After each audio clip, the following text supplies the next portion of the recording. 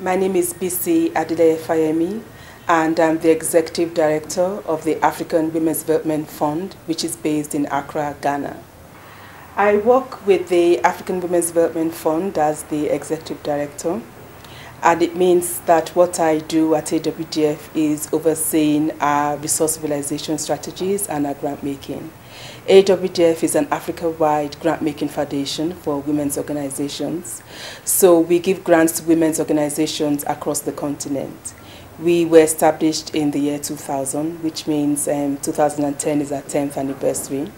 And since we started awarding grants to women's groups across Africa, we've managed to fund over 850 women's organizations in 42 African countries. And we've given out over $15 million in grants. AWDF supports women's organizations through work in 3 ways. First is our thematic grant-making work, which enables us to support women's organizations working on certain thematic issues, which have been identified as priorities in the women's movement. And some of those issues include access to political participation, economic empowerment, HIV/AIDS, peace building, economic empowerment, and sexual and reproductive rights. Another way in which we support the women's movement is through capacity building and technical assistance, because it's one thing to give grants away. You also have to be able to invest in the capacity of the organizations you're supporting. And our third area of work is in the area of movement building. A lot of the organizations that we support are part of the women's movement and are doing extremely interesting things at so many different levels. They are connected to organizations, but not all of them function within organizations. So we support a lot of movement building programs, such as the African Feminist Forum, which we convene. And we also provide solidarity funding, which enables different organizations or different institutions in the movement to share experience and expertise, to travel for peer learning, and so on. In the years since we have been grant making at AWDF, we found that we have a lot of challenges that we face as foundations in Africa trying to mobilize resources and to support organizations on the continent. And this is linked to the perception that people have about Africa and African institutions.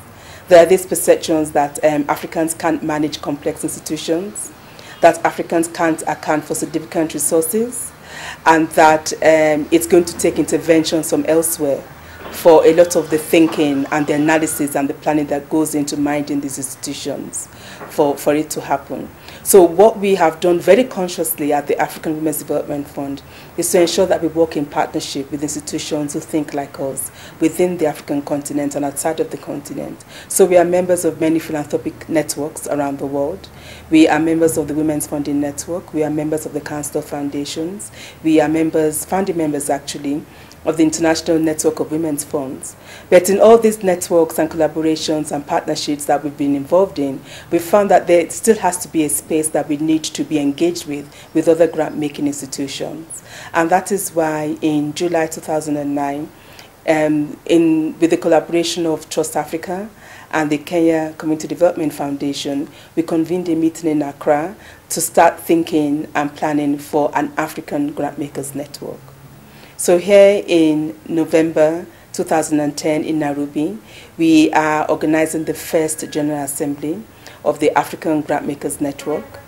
The vision of the African Grantmakers Network is for us to be able to have a revitalized, vibrant philanthropy on the continent that is determined and driven by African practitioners and African communities. And we believe that this is a space where we can come together to reflect, to strategize, and to be able to share whatever strategies that we have, that we know that work, to enable us have clearer visions for an African agenda for philanthropy on our continent. Yes, we know that non-profits are notorious for talking to themselves and saying the same things over and over again, and they go away and nothing happens. This is going to be different. It's going to be different because the idea of having a platform for African grant makers has been around for a while, but it hasn't happened. Now it has.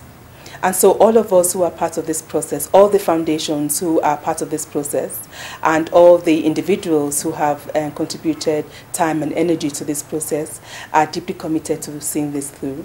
And we are committed to ensuring that we have some concrete actions and strategies that we're going to be taking back to our different countries and our different foundations. And between the time that we are meeting now and the next time that we meet, we know that we are going to have done a lot of very good work together to be able to advance an African agenda for philanthropy. There are a number of things that we hope we can achieve at this conference, and the number of discussions that we hope we can have. We are not saying that we have to have definite answers to all the questions that have been bothering us, or all the questions that need to be asked.